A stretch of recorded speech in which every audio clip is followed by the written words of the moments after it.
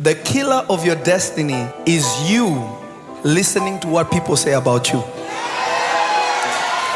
When you learn to listen to God, you succeed. You listen to people, you stifle your destiny. When God instructs you concerning your future, He doesn't use other people. He doesn't go to other people to confirm what He said to you.